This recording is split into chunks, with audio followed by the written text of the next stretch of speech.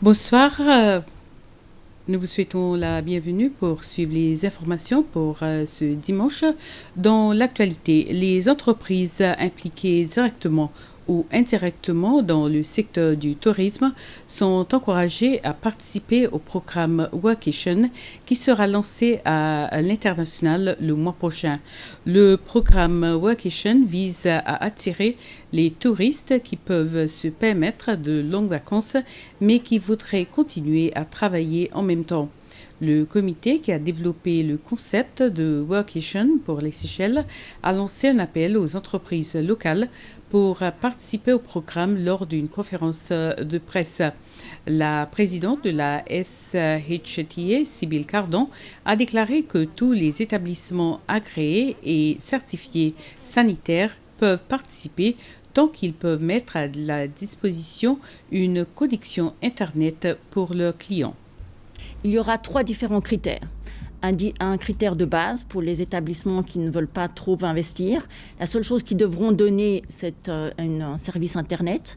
Ensuite, il y aura le service médian et le service supérieur. Après, c'est un endroit spécifique de travail avec la connexion Internet plus rapide. Et le troisième, celui plus luxueux, c'est un endroit, un bureau spécifique dans l'appartement ou la villa qui sera mis à disposition de ces gens qui décident de venir ici. Qu'est-ce que ça va créer ici? Ce sont des gens qui vont venir pour un minimum de 1 mois et un maximum de 1 an. Donc ils vont venir quelque part s'installer ici, vivre avec la population et profiter de travailler avec la compagnie qui les aura envoyés ou bien eux-mêmes auront décidé de venir s'installer ici. Je crois que c'est une opportunité unique pour les Seychelles de pouvoir offrir quelque chose de différent.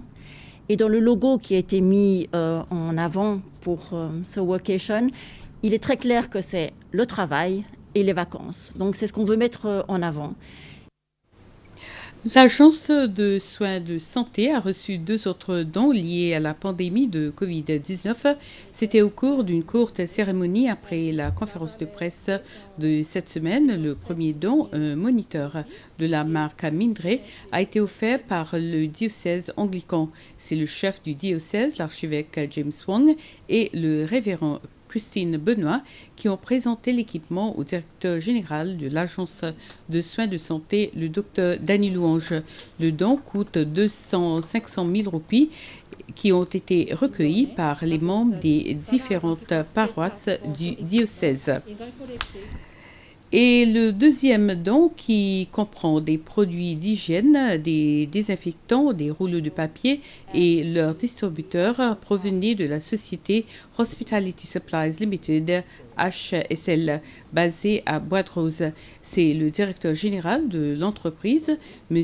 Mano Karen, qui a présenté un échantillon du don au docteur Louange en présence d'autres hauts fonctionnaires du ministère de la Santé et des représentants de HSL.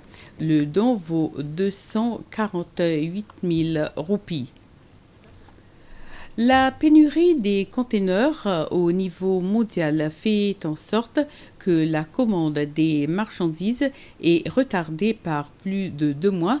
Ce manque de conteneurs disponibles va obligatoirement avoir un impact haussier sur les taux de frais et le prix des marchandises dans les magasins. Selon l'agence de presse Reuters, la demande pour les conteneurs continuera à augmenter pendant le premier trimestre de cette année. Cette situation ne va pas améliorer parce que les exportations chinoises ont augmenté. Il y a aussi beaucoup plus de personnes qui font des achats en ligne en vue des restrictions en place avec la pandémie Covid-19. Voilà, c'est sur cette information qu'on termine ce flash. Merci à vous de nous avoir suivis. Prenez soin de vous. Bonne soirée.